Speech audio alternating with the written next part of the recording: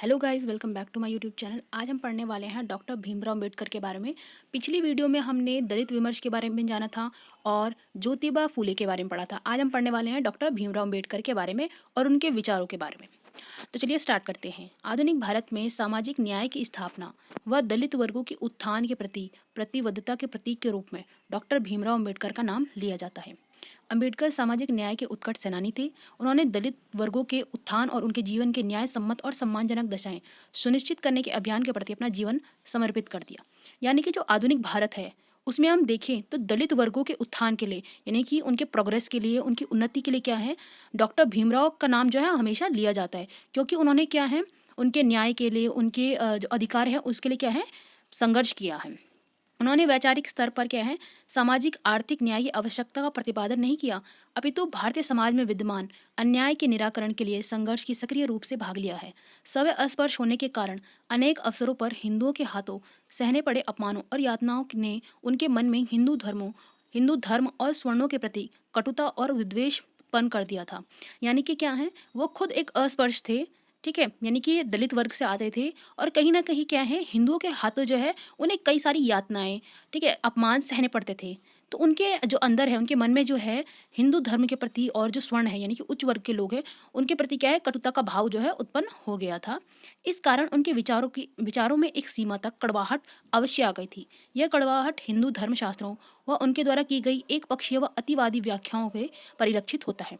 यानी कि कहीं ना कहीं जो उच्च वर्ग द्वारा जो चीज़ बनाई गई थी, ठीक है, जो धर्मशास्त्रों में लिखा गया था कि ऊंची जाति का ये काम करेगा, नीची जाति का ये काम करेगा, ठीक है, तो वो एक पक्षीय बात करते हैं कि सिर्फ एक पक्ष की उसके अधिकारों की बात करते हैं, मगर वहीं क्या है, दलित वर्ग के बारे में किसी भी उसके अधिकारों के बारे में बात नहीं होती है।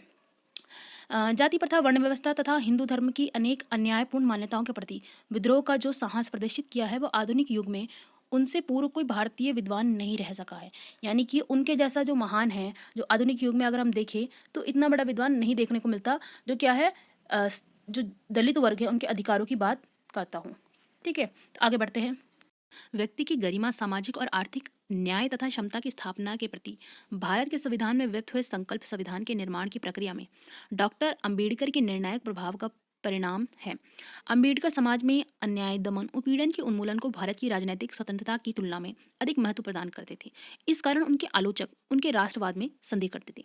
यानी कि जो डॉक्टर भीमराव अंबेडकर थे वो कहीं ना कहीं जो है संविधान सभा के जो उन्मूलन हो रहा था, यानी कि चेंजेस हो जा रहे थे कानूनों में, तो उसमें भी क्या है, वो दलितों के बारे में बात करते थे। तो कहीं ना कहीं जो आलोचक थे वो संदेह करते थे उनकी देशभक्ति में, उनके राष्ट्रवाद में। किंतु अंबेडकर की देशभक्ति में संदेह करना वस्तुतः उनके प्रति अन्याय है। यह सत्य है कि कांग्रेस और गांधी के अनेक कार्यक्रमों के प्रति उनकी सहमति नहीं थी। उन्होंने अपने इस मंतव्य को कभी नहीं छुपाया कि राजनीतिक स्वतंत्रता भारत के लिए तब तक महत्वहीन है जब तक कि दलित वर्गों को समाज की मुख्य धारा में सम्मिलित कर उन्हें राजनीतिक, आर्थिक व सामाजिक शक्ति के समकक्ष भागीदार नहीं बनाया जाता। यानी कि जो भीमराव अंबेडकर थे उनका मानना था, कहीं ना कहीं लोग उन्हें जो है, जो आलोचक थे वो राष्ट्रवादी नहीं मानते थे, मगर आप कभी भी देखोगे कि जो कांग्रेस है और गांधी है उनके विचारों से कभी भी सहमत नहीं होते थे, जो भी कार्यक्रम होते थे उनके प्रति उनकी कभी सहमति नहीं होती थी। मगर डॉक्टर भीमराव अंबेडकर का मानना था कि अगर हमारे देश को ऊपर उठना है, सामाजिक आर्थिक रूप से सशक्त बनना है, तो क्या है, सबको एक साथ लेके चलना होगा, चाहे वो दलित वर्ग हो या उच्च वर्ग हो, सबको समान रूप से लेकर चलना होगा। तभी क्या है, हमारा देश जो है स्वतंत्र होगा। असलियत में क्या है, तभी वो स्वतंत्र होगा। ना कि उन्होंने ब्रिटिश सरकार के प्रति निष्ठा व भाव व्यक्त किया है। वो ये भी नहीं दिखाते थे कि वो ब्रिटिश के साथ है, बल्कि वो अपने देश के साथ ही थे। मगर कहीं ना कहीं वो दलित वर्गों के जो उत्थान है उनकी बात करते थे। दलितों के उत्थान के प्रति ब्रिटिश सरकार की उदासीन नीति को उन्होंने कठोर आलोचना की। अंबेडकर मानव अधिकारों के महान समर्थक थे। उन्होंने व्यक्ति के अनुल्लंघनीय अधिकारों के संवैधानिक उद्घोषणाओं व अधिकारों के अतिक्रमण के विरुद्ध कानूनी उपचारों को सुनिश्चित करने तथा ऐसी उपयुक्त सामाजिक व आर्थिक परिस्थितियों के निर्माण को महत्वपूर्ण माना है, जिसमें क्या है, व्यक्ति के अधिकारों को सुरक्षित रह सके। वे वास्तविक अर्थ में संविधानवादी थे तथा राज्य की शक्ति को मर्यादित करने के पक्ष में थे। यानी कि अगर हम डॉक्टर भीमराव अंबेडकर को देखें तो वो क्या है, मानव के अधिकारों को ज़्यादा मानते थे, ठीक है, उसके समर्थक थे। वो जो है अधिकारों को मेन मानते थे कि सबके पास सबके अधिकार होने चाहिए, और जो इनका क्या है, जो इस पर अतिक्रमण कर लेता है वो उसके विरुद्ध हो जाते थे। यानी कि जैसे उच्च वर्ग है वो कहीं ना कहीं क्या है, उन्हीं का हर चीज़ पर अधिकार था, तो वो उनके विरुद्ध हो गए थे। ठीक है। उनका मानना था कि जैसे सामाजिक रूप से हो या आर्थिक रूप से हो, कैसी भी परिस्थिति में क्या है, जो मानव है उसके अधिकार जो है सुरक्षित होने चाहिए।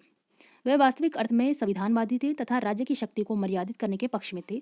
भारत के संविधान में उदारवादी लोकतंत्र के प्रति आस्था, सामाजिक आर्थिक न्याय तथा धर्मनिरपेक्षता के आदर्शों के प्रति प्रतिबद्धता संविधान के निर्माण पर अम्बेडकर के उदारवादी व्यक्तित्व के प्रभाव को परिलक्षित करती है।